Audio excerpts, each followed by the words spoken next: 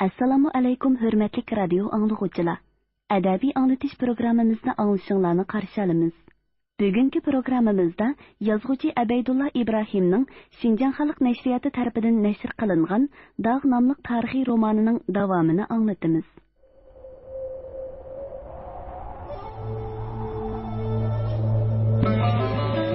Bir düşman yurtinglarga yupurilib kelib etibdi. Padişahlarni xabardor qilinglar. Fuqarolarga aytinglar, ketishsanglar bir umr dog'da qolasizlar. Faqir Xotan diyorining oliy hukmroni Yaqub bey oliylarining yaqin quli Niyoz hokim beydirman. Ko'zingni o'yganning ko'zini o'y, shuni to'kkanning tishini to'k. Qisasga kelganda ota-onang bo'lsa-mu oyab o'ltirma. O'zini katlarni tepib, mingisni chuvatmisam, oy Muhammad degan itimni yutib bitaman. Manjola toza hadidan eshibdi. Badavlat oliylardek katta podshohga o'zini chaqlay olmay shirtim o'tqini nemisi u kuffarlarni. Ömür rivoyat hech kimga ishonmadim. Hamma odamdan gumonlandim. Mana endi otliq muhabbatimdan gumonlanib turibsan.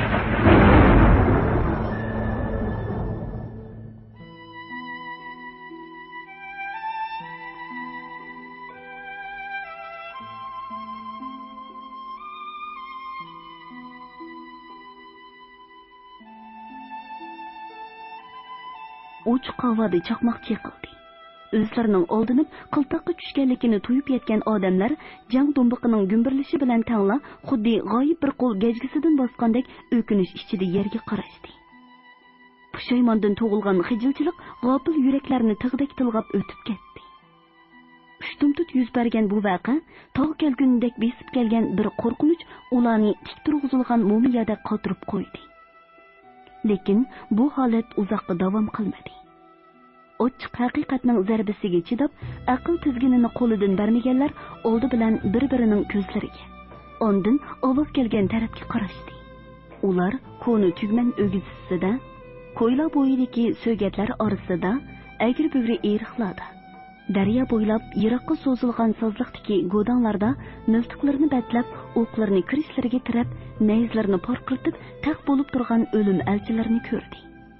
Keyniga daryo tarafga ko'z selividi, yurun qashqi tava qirg'oqda sat so'zib turib ketgan lashkarlarni chiliqtirdi.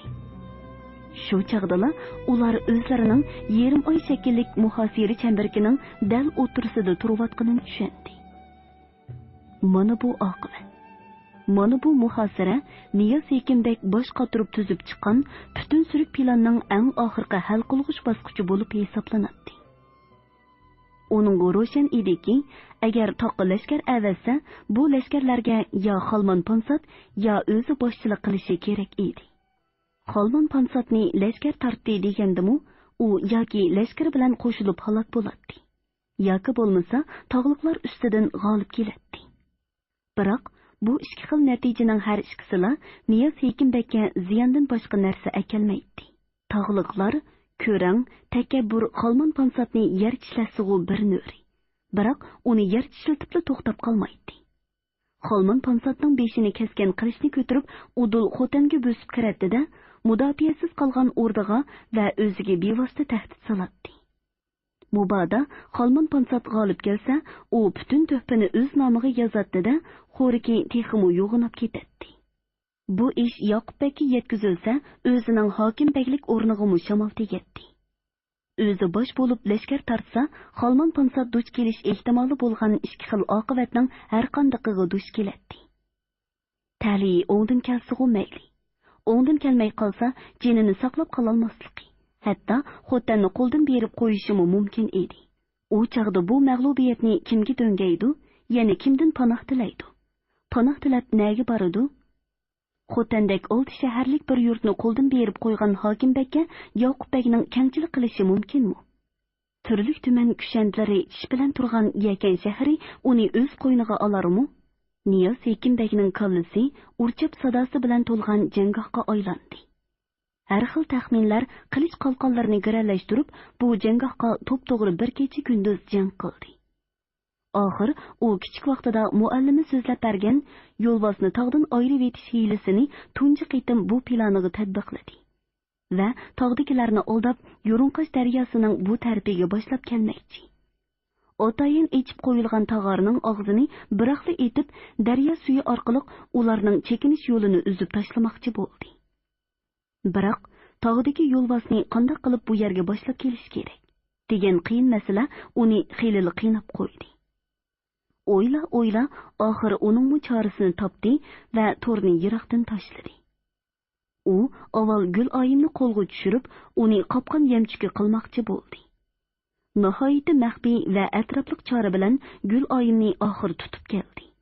Cholmi kesak qilib, sazoyi qilish farmonini yurtma-yurt jakarlab, ulug' ushoq hamma odamga bildiribdi. Uning farzicha mijozi Chusoy Muhammad singlisining toshbo'ron ichida o'lib ketishiga qo'l qo'shtirib qarab tura olmaydi. Odamlarni boshlab kelib, bu yamchukni tortib elishga harakat qiladi. Shunga u bu xabarni tog'dagilarga yetkazish, ammo ularni shubhalantirib qo'ymaslik uchun ishni Temur Xazinchibekni org'a selishdan boshladi va o'zi qonat so'rab kelib, uni yo'qlash o'yinini o'ynab chiqdi.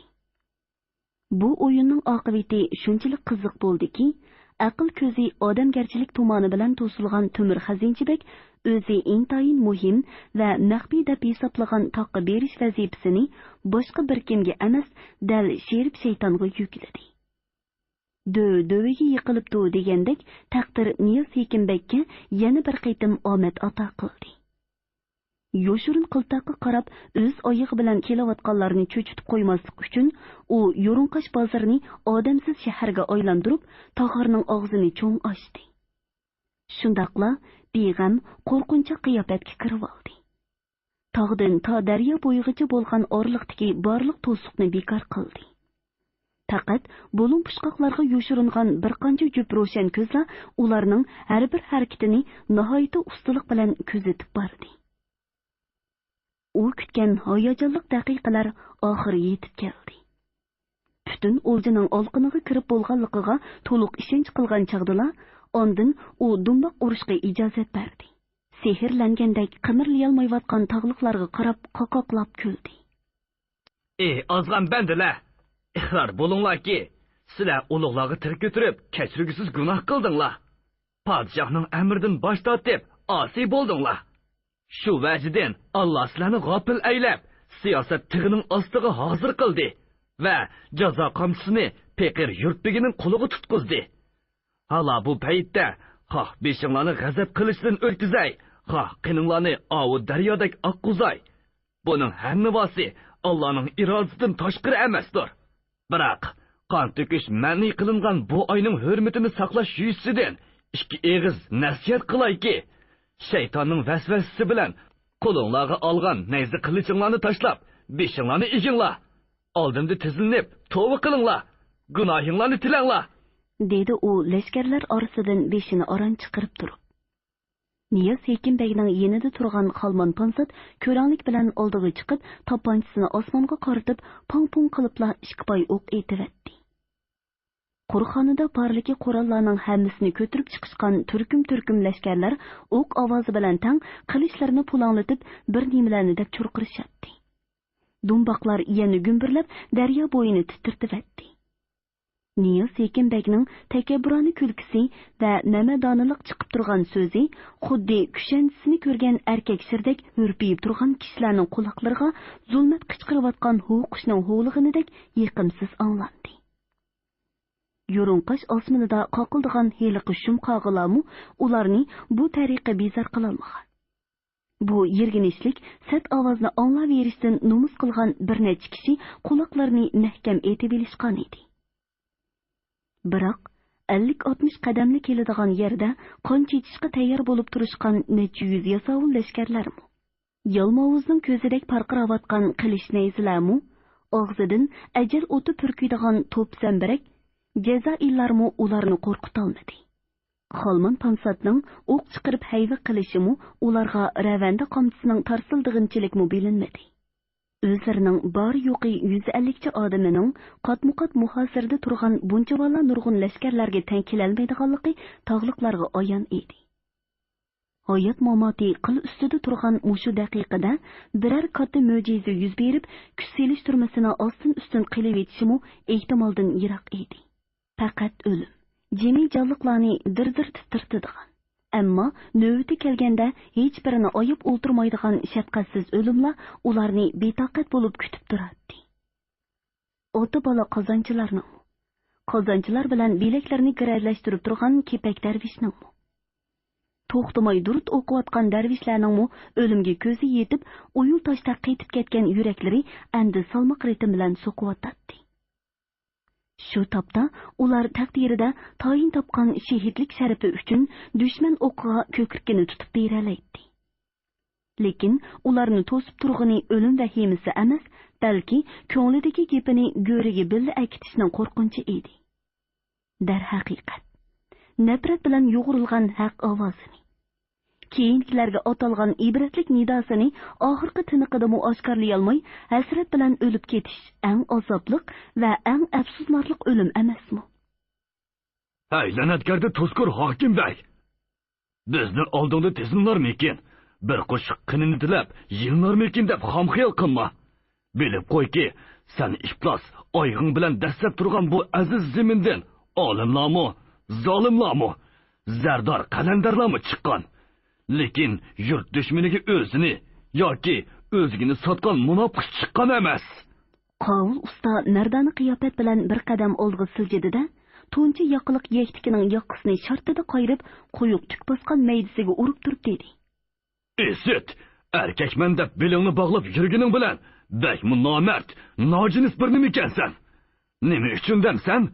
Angla, sen bizni kuchga emas, balki ilm-fikrga toyinib qiltoq tushirding. Endi qo'lingdan kelganini qil. Xolisang ot, xolisang chop. Agar nochi bo'lsang, birga bir maydonga tush.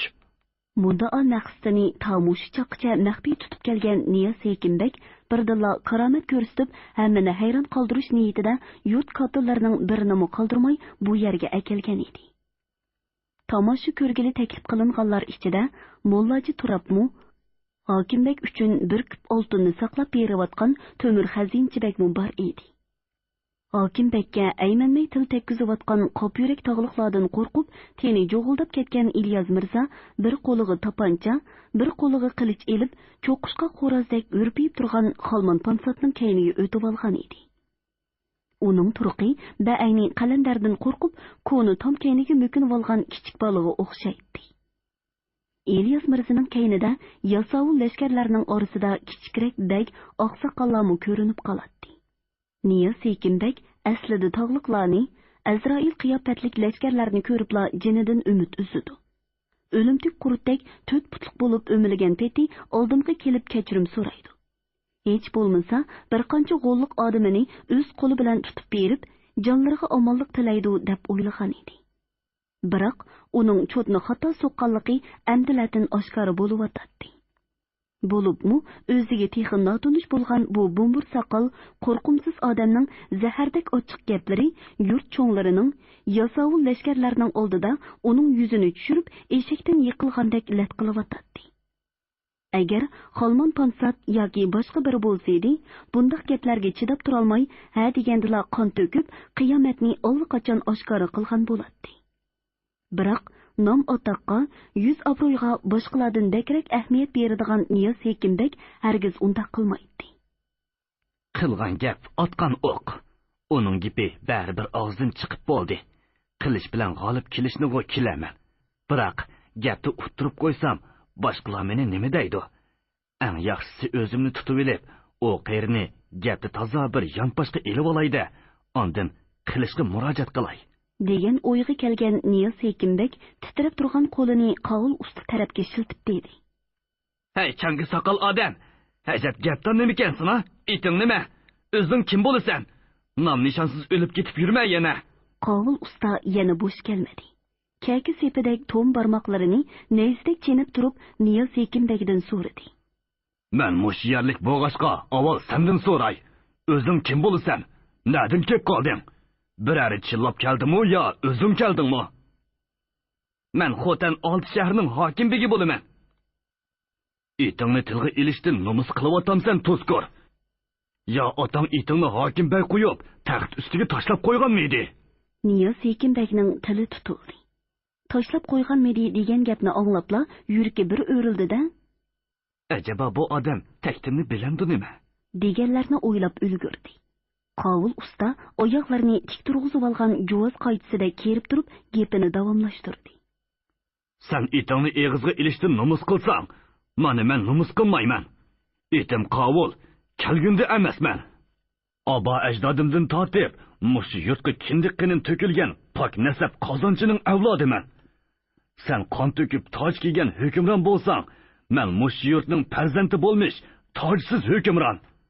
Niyoz Sekinbek yengni yutib olgandek to'lg'inib turibmi, yana parvosiz qiyofatga kirib oldi va zo'rg'a kulimsirab, mazoq qilgan ohangda dedi. Qaranglar jamoat, ma'vo qozonchining o'zini texi hukmron davolg'inni. Xashlik qadr bo'lmagan bir qozonchi o'zini hukmron desa, odamning kulgisi keladi ekan. Qovul ustumu til nashtarini udul Niyoz Sekinbekning yuragiga to'g'riladi va dedi. Sen texi o'zingni qadrli chog'lamsan, sening aqlingga. Sendek o'z qo'miga yaxshilik kelmaydigan munofiq hukmrondin, o'z qo'miga osh beradigan bir qozonchi yaxshi. O'z qo'mining mozoriga duo qiladigan ma'u darvishlar yaxshi.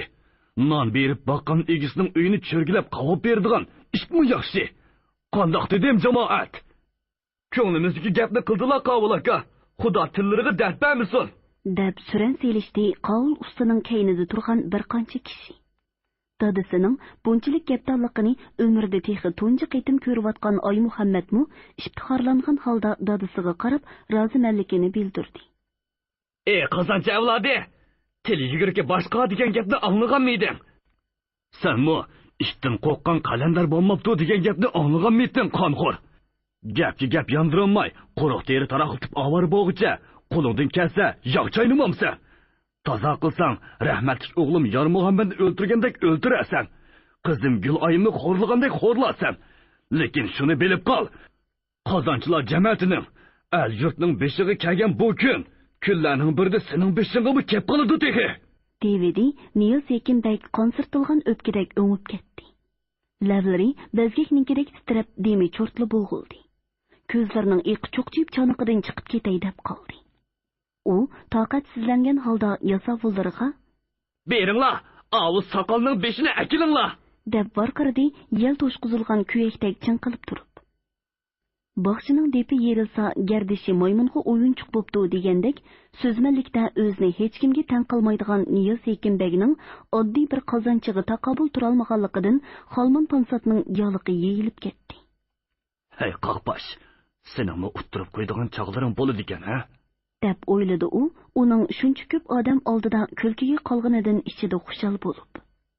İlyas Mirza Xotanga kelgandan beri Xolmon Ponsat bu Farg'onalik yurtdoshi bilan obdanroq mungdishib elishni ko'ngliga pukkan bo'lsa-mu, ammo Niyoz Sekinbek uningga salomlashqudekmi fursat bermayotdi. Bo'libmi, Niyoz Sekinbekning atidan kechgacha qubulxonasiga bekinib elib, İlyas Mirza bilan xufiyona suhbat qurishi, suhbat va uchrashishlardan o'zini atay chatlashtirishi Xolmon Ponsatning qo'rsqida jin paydo qilgan edi. Uning necha oy qatirab yuribmi, tutolmagan Karimqul bilan Guloyimni hech kuchmayla tutib olgani.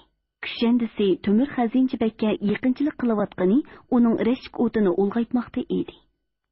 Ko'nglida biq surayotgan intayin yomon qiyos tufayli oldin musht etib o'zini yod ko'rgan Hokimbekni. Ko'n raqibi Temur Xazinchibekning ishini bir yo'lila bir yoqili qilmoqchimi bo'lgan edi. Ammo suyuq umashdek lig'irlab turadigan mullaji turabqimi, yana boshqa bir kishiga ishinolmay, bu niyatidan vaqtincha voz kechib, dardini ichiga yutib yuribotdi. Xolmon Ponsat Niyoz Sekinbekning butkul planidan va bu planning o'ngishli ishga eshiyotganidan xabar topganida hasad o'tida o'rtinib, hushidan ketgili tasliq qoldi. Uningcha, bu plan atrofliq va puxta o'ylashilgan. Yeni kelib, Niyoz Sekinbek tarafidan sardarlarga xos savrchanlik bilan to bugun atigangacha maxfiy tutilgan edi. Bu planning ko'ngildagidek unum berishiga u tamoman ishonch qila oladi.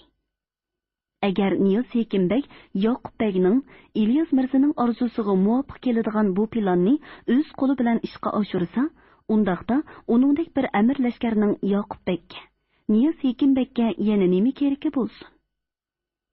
Niyoz Hekimbek lashkarlarga farmon tushirdi. Lekin o'z sardoridan Azroildan qo'rqanlik qo'rqadigan lashkarlar Xolmon Ponsatning og'zi qarashqanicha qimir qilmay turaverdi. Bu holdan chechki choy bo'lgan Xolmon Ponsat uning qilichining oxir besi yondi. Endi Shamshirni shundoq bir ish qilsalayki, amir lashkarsiz ish bitmaydiganligini hamma odam ko'rsin. Hokimbekmi quruq gap, quruq hiyla bilan shahar olg'ili bo'lmaydiganligini obdan bilib qolsin deganlarni o'yladi va Niyoz Hekimbekning ovozi besiqar-besiqmayla lashkarlarga bor ovozi bilan farmon tushirdi. Qani botir jangchilar, qonsirgan qilichinglarni ovut tog'liqlarning jiliga surkanglar. Xolmon Ponsatning ovozini anglagan hamon lashkarlar qalaymaqon varqirashgan peti ko'yli beshidan pastga qarab saldek yomridi. Miltiqlardan taraslab o'q uzildi. Qilich qalqonlar jiranglab ketdi. Jang do'mboqlarimi quloqni yorg'udek gumburlashga boshladi. Tog'liqlar boldir bo'lsin, keyin bo'lsin, baribir yetib keladigan bu bir daqiqa uchun allaqachon tayyorlanib turishgan edi. Miltiqlar o'qlanib, nayzlarning uchi dushmani tarafga to'g'irlangan edi. Lashkarlarning jallodlardek yomon alfozda etilib kelayotganini ko'rgan Oy Muhammad, La ilaha illallahu Muhammadun Rasululloh deb unlik varqiradi. Adolat optipi bilan zinnatlangan pok vujudlardan va al-yurt uchun jinini tikkanlarning naq yurkidili etilib chiqqan bu ovoz surmirang tumondan motam libosi kiygan osmonni bir qancha qitim o'ylanib chiqib, Yo'runqash daryosining shiddatli shovqini bilan qo'shildi. Orqadilla qovul ustining jangi chillagan yangroq ovozi, takbir sadosi avjiga ko'tarildi. Qori ko'ngillarni vahimaga selib, ularni do'zax bo'sog'igacha qistab oboradigan bu xislatlik sado bahor guldirmomisidek tavrinish paydo qilib, dushman do'mbiqining ovozini besib ketdi. G'azabli ko'zlari cho'g'da qizargan, tishlari changaqdek chinqirishgan, tashlari qistirilib, yanglari shimoylangan qo'rqmas tog'liqlar oldi keyniga qalqon tengib, ba'ayni toshbaqaga o'xshab qolgan lashkarlar orasiga nayzadek usib kirdi.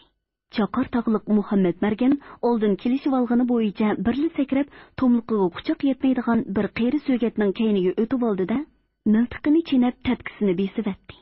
Aslida u miltiq quchini Niyoz Hekimbekning qora yurkiga to'g'irlagan edi. Biroq yana shu sarang taqdir qisos naqsini to'lab uchib ketayotgan o'qni o'z xohishi bo'yicha yo'ldan chiqarib, Niyoz Hekimbekdan chatlashtirdi. Va uningdan yarim qadamli yerida turgan Xolmon Ponsatning dal peshonasiga tekkizdi. Qilichi bilan oldi tarafni ko'rsatib, nemilarnidir deb cho'qon silayotgan Xolmon Ponsat turgan yerga tikmo'lloq tushdi. Niyoz Hekimbek mushi yoshga kirguncha son-sanoqsiz jasadlarni, Abbos Mirzadek qon ichida yetib jon talishayotganlarni ko'rgan. Ammo o'ziga bir g'irishli yaqin yerda yuz bergan bundaq muallaq o'limni zodi ko'rmagan edi. U dastlabda o'yin chaqchaq bilan hapsilisi yo'q turib, bu odam nima deb chaqchaq qilyotgandir deb o'ylab qoldi. Biroq yenidila dum yotgan Xolmon Ponsatning gejgisidan cho'g'ilib chiqqan qon orlash men qiytqini ko'ribla, ho'l bo'lganicha og'zini tutdi-da, yana bir g'oyib o'qning uchib kelishidan qo'rqib, turgan yerda o'ltirib oldi. To'xtamay gumburlayotgan miltiq ovozi, nayza qalqonlarning jarang-jurangi, Xolmon Ponsatning o'limi İlyas Mirzaning oldida go'yo qiyomatni oshkor qilyotdi. Aslida Xolmon Ponsatning keyindili turgan İlyas Mirza Xolmon Ponsat bilan tangli yiqilgan edi. Biroq orliqdan qanchalik vaqt o'tdikin, u o'zining o'lmaganligini sezib qoldi. U yer bu yerni silab, put-qo'lini midirlatib boqdi. O'q tegmaganligiga mu chindan ishondi. Biroq teni butun va sezimi saq turg'ini bilan yuragi qo'rqinish tugmanida yonjilib qum bo'lib ketgan edi. Chiroyi gurdan echib olgan murdadek tatargan. Jemi o'zoyi log'ildab titraydi. İlyas Mirza o'ngsiga yotgan peti osmonga qaradi. Kelkundek lo'mshib, qoyoqqudur ko'chayotgan bulutlar ko'zlariga o'lim elchisining talatidek ko'rindi. Vahima ichida o'rilibla yeniga ko'z soldi. Ko'rgani qonga chelishib yotgan Xolmon Ponsat bo'ldi. U qo'rqib varqiravatdi. Darmoni qochgan oyoqlarini bobga tapga bosgandek bir qancha qitim midirlatdi-da, ko'yli qishida o'sgan bir tup chuchuk bo'yini qamollab turib, belini ruslab oldi. Mushukning iziga tushgan itdek ehtiyot bilan o'milgan peti ko'ylining kun petish tarafiga o'tib, cho'chib, chopchib turgan etig'i tashlandi va egarga budishqoqdek choplashib shahar tarafga qarab badar qochdi. Agar kayfsiz chog'lar bo'lsaydi, Niyaz Ekinbek Xolmon Ponsat kabi kushandisining tin tartmay o'lganiga do'ppisini osmonga otgan. O'ziga ishqivot satanglardek kulib boqqan taqdir ilohiyga 100 ming qitimlab tashakkur etgan bo'lar edi. Lekin o'lim hidi bilan to'lgan xavfli muhit, rudupaydek choplashib olgan jon qayg'usi uning qo'zg'atquchi asablarini mangulik kordan chiqarganda qiladi. Qoyoqqa qaramasin, pomloqlashayotgan, bel tutishayotgan odamlar orasidan o'ziga qortilgan miltiq og'zini ko'ratdi. Bir to'p haridek g'ujbek bo'lib olgan son-sanoqsiz o'q vijildab uchib kelmoqda edi. Hatto u dasib turgan tuproqdan, yenidagi titrab turgan mahramning qo'ltiqlaridan, oldidan, keynidan o'q etilib qelish ehtimoli bor edi. U bu o'qlardan o'zini qochirmoqchi bo'lgandek ixtiyorsiz keyniga dojib ketdi. Senturilgan peti topdek so'zilib yotgan Xolmon Ponsatning o'likini dasab o'tib, titrayotgan tenini ko'ni tugman keyniga yo'shirdi. Bir ozdan keyin tugman temining burjikidan beshini chiqarib, jang bo'layotgan tarafga qaradi. Ko'ni tugman bilan daryo qirg'iqi orasidagi keng tashchilik xuddi qiziq moyga suv chachqandek vojildab ketgan edi. Qilishqa qilishning, qalqonga nayzning zarb bilan urilgan ovozi shahar ko'chasidagi to'mirchi miskarlar mahallasini aslatdi. Jup-jup bo'lib giralishib ketgan odamlar bir-birini bo'g'ishatdi, pomloqlashib bir-birining to'pisiga biri minishadi. Eg'iz bo'rilarga loypatqoq tiqishatdi. Kimlardir jon ochiqida echinishlik to'g'laydi. Yerda kishilarning oyoq ostida sungan nayzilar, disi qayrilgan qilishlar, teshilgan qalqonlar, egisiz dubulg'alar tashlanib yotadi. Uzilgan boshlar, urilgan nayzi bilan yiqilganlar. Puti yoki qo'li uzilgan lashkarlar soyning teshidek to'li edi. Yiqilganlar orasida jul-jul kiyimlik puhralarmi onda-sonda ko'zga chiliqadi. Potqoq bilan o'rilishib, kunjuridek qora rangi kirgan qon kichik-kichik ko'lchak bo'lib uyib qolgan edi. O'lim bozoriga aylangan giralashma jang qonchilik uzun davom qildikin, tugman doldisida o'g'irdak morib turgan Niyaz Ekinbek tog'liqlardan qo'rqib ketgan lashkarlarning o'lar tirilishiga qaramay qechib kelayotganini. Jang markazining daryo bo'yidan osta-osta tugman tarafga yo'tkilayotganligini ko'rib, arvohi ushdi. Qo'shqun lashkarlarni og'zini buzib tilladi. Allohning nomi bilan qo'rqitib baqdi. Hatto qechib ketayotganlarga qaratib ikki poy o'qmi uzdi. Biroq qechib ketayotganlar uning o'ylig'inidek yorlanganlar, to'g'ri yuraklar bilan cheklanmaydi. Ular orasida amir lashkarlarning o'lganidan xabar tepib, chekinish qo'yig'i tushgan 10-beshi, 100-beshi lamu bor edi. Ba'zi insofli lashkarlar o'z qavmining qinini to'kishdan yaltaygan edi. Agar qochqun lashkarlar mushundoq ko'payaversa, tasavvurdagidan cho'ng chataq chiqadi. Chora amollarining qochoq lashkarlar oldida bir tiyin g'ilmo arzimaganligidan ochiqqa kelgan Niyaz Ekinbekning oxir niyati buzildi. Ko'zlari oq to'shqonning ko'zida qizardi. Sarongdek chalvo qilgan peti ko'yli ustiga yugurib chiqdi-da, so'git ostiga yo'shirib qo'yilgan to'plarning yeniga kelib, boshlarini chumkigan peti yetib olgan to'pchilarning beshiga to'pponchisini tanglab turib, asabiylach to'ldi. At! Ava odamlarga qaratib at! To'pchilarning qo'rqinchiga qo'rqinch qaytildi. Ular beshini changallagan peti o'ri bo'lishdi. O'sh qalisi joyidaroq bir to'p beshi. Begim, u yerda bizning lashkarlarmi ko'p tursa, Devidi Niyaz Ekinbek texmi qattiqroq chalvoqdi. At degandikin at! Anang, dadang bozdimi at!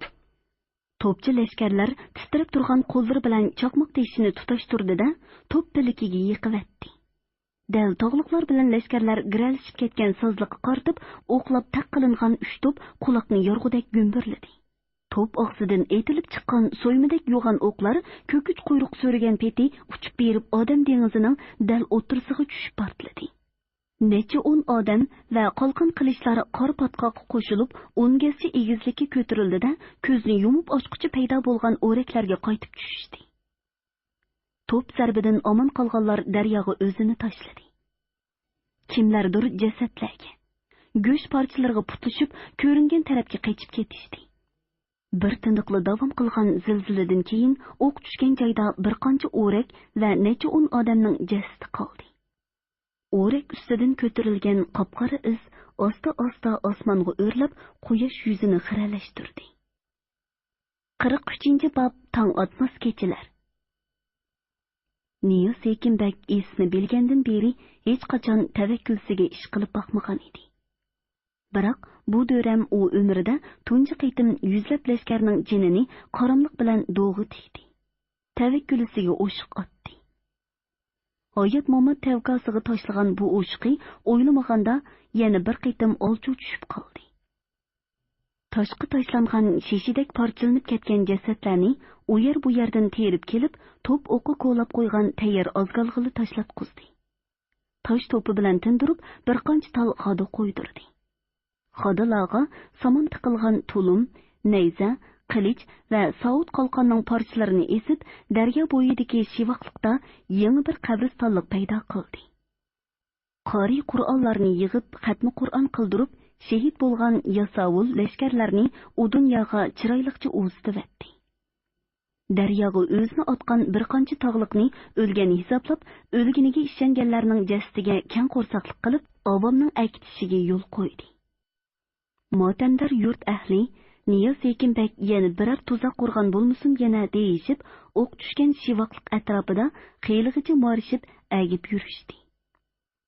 Yangi Guristonlik chetiga tosh dangaldek toshlanib yotgan jasadlarning qog'i quzg'un, lolma ishlog'i yem bo'lib ketishiga Sodi chidab turolmadi-da. Xayr, peshonimizga putilgani ko'rarmiz degan o'y bilan qadamda bir cho'chib, jasadlarning yeniga yetib kelishdi.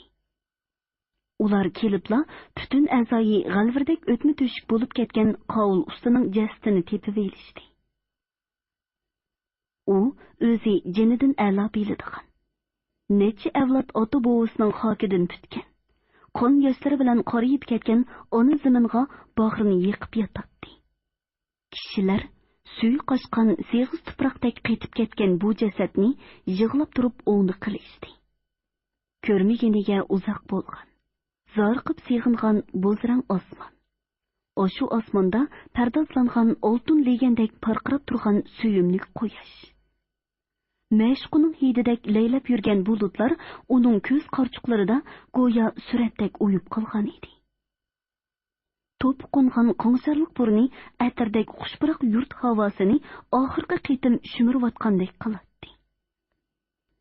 Qon yo'qi qilin lavlari kimgadir naqshi aytib berayotgandek, uzoq o'tmishning sirni pichirlayotgandek echilib turadi. Cho'yin suyining o'tliq harorati bilan uzoq yillar tovulinib, cho'yinda quvvat topgan mazmut barmoqlari qonchilab lashkarning posiqqini bilan sug'urilgan cho'liq qilishning sepini mahkam siqimlagan edi. Yurt ahli yana uzuk barmoqni tishlab yotgan oq mullamning Abdu Sodiqning jasadini mutepib elib, qovul ustining jasadi bilan birga yuvib tarab, shahar teshidagi zaratgohlikqa ochiqdi. Daryoga sahrigan. Lekin daryo bo'yidan jasadi tepilmagan kepak darvish uchunmi, uning o'rak yenidan tepilgan kulohini nishon qilib bir qabri yasaldi. Yurt beshida qoyim bo'lgan bu ikkinchi qiyomat oldingi qatlaomda qon yutgan baxtsiz puhraning texi saqiyib ketmagan jarohatlik yuragini yana bir qitim mujivatdi. Hurmatlik va qo'rqmas odamlarni yo'qotganlarning o'ksib yig'lashlari qabr tuproqini xuddi suv sepgandek ho'l qilavatdi. Biroq dushmanining niyatini bilib turuqliq yana dushmaniga insof tilashga, toqat arg'amchisini bek uzun qo'yib etishga o'ginib ketgan xo'talliklar Niyos Ekinbekni endi insof qilar deb o'ylashdi-yu, uning insof deganini o'qmaydigan noinsof odam ekanligini zodili xiyoliga keltirishmadi. Amaliyotda saqiliga oqsanjilganiga qaramay, Niyos Ekinbek insof degan narsaning mavjudligidan bexabar edi. Bu so'zni og'ziga elishdan texmi qo'rqatdi. Niyos Ekinbekning texi tunugungidek yodida. Dongdaringa bola bo'lib 2-yili yoz kunlarining birida u Dongdaringa qarashliq 50 mu yerning mahsulotini akelgili sahroga bordi. Niyoz Hekimbek o'rtaqchidan qomondagi chashning yerimini oldi, ondan keyin Tanop beji, zakot deganlarni bu sanga qo'shdi. Orqadilla Dungdarining topshiriqi bo'yicha cho'qqi beji bilan ko'k bejining gapini chiqardi. O'rtaqchi dehqon hayron bo'lib, "Tova, insof deganni bilmamdila boyvachcha.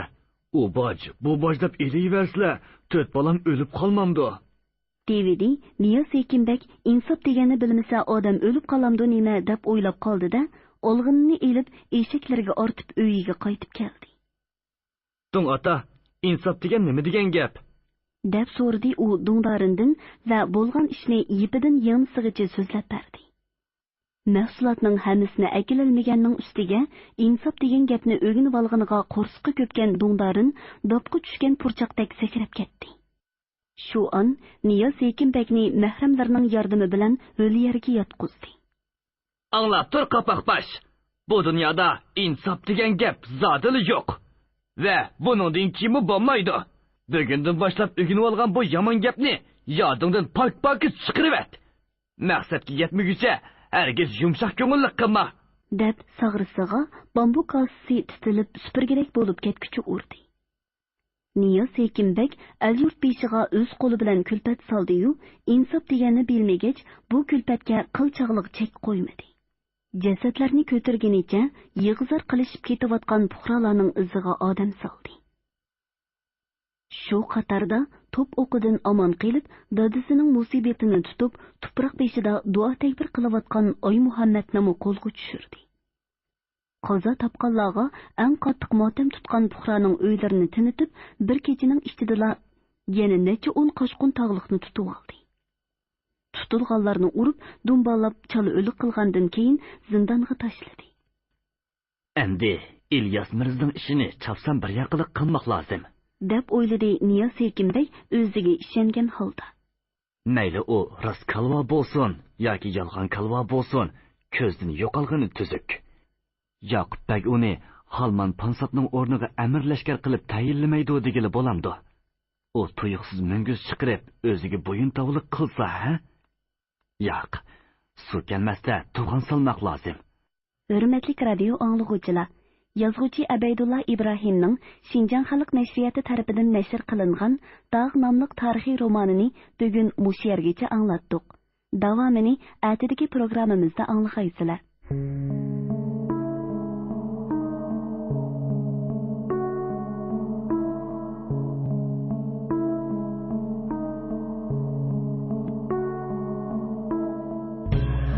To'ydim, beoramlikdan jiq to'ydim. Bundaq ansiz yurtda yashag'ucha do'zax bo'lsa-mu xotirjam yashag'inim a'lo.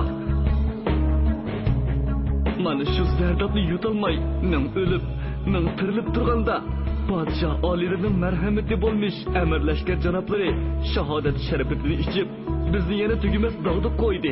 Sizlar motamni ko'nglimizga tasalli edilar. Ordimizdan to'riki edilar. Sizlar bilan ko'nglimiz to'q, yuragimiz butun edi. Nima deb jo'ylayapsizlar? Bu darvoza ati namoz bomdodqichi ichilmaydi. Bu to'g'rida hokim begimning farmoni bor.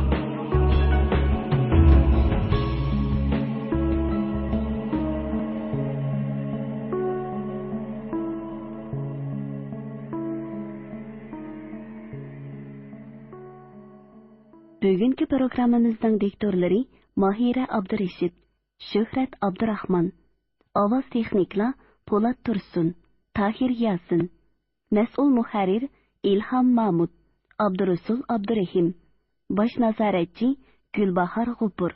Bugungi adabiy anglatish programmamiz mush yerda oxirlashdi. Atidagi programmamizda ko'rishguncha omon bo'lg'aysizlar. Xayr xo'sh.